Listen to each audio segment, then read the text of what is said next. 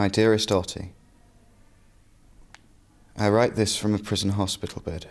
You see, on my return to England, I was released after 112 days and went home to Beaconsfield Road, but was soon rearrested and...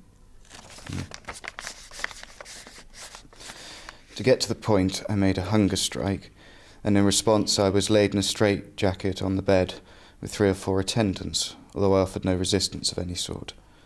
The doctor forced a tube into my nose, and the food was pumped down through my nose for 15 minutes. After that I was kept for an hour and a half in the straitjacket.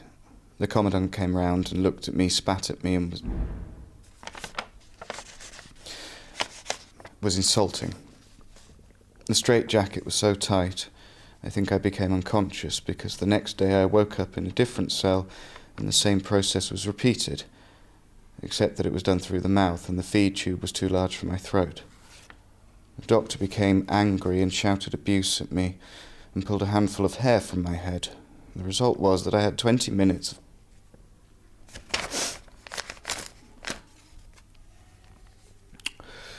For several days I have been spitting blood.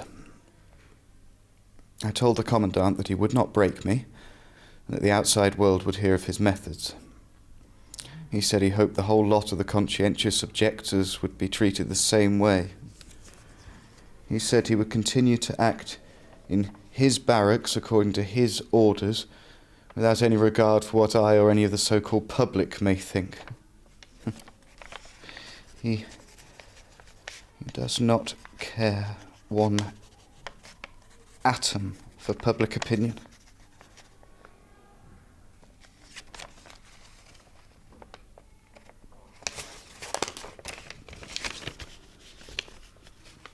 Of course, I will never send this.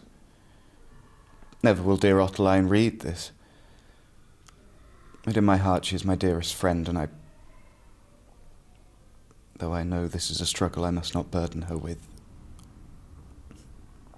Self-pity gets the better of me.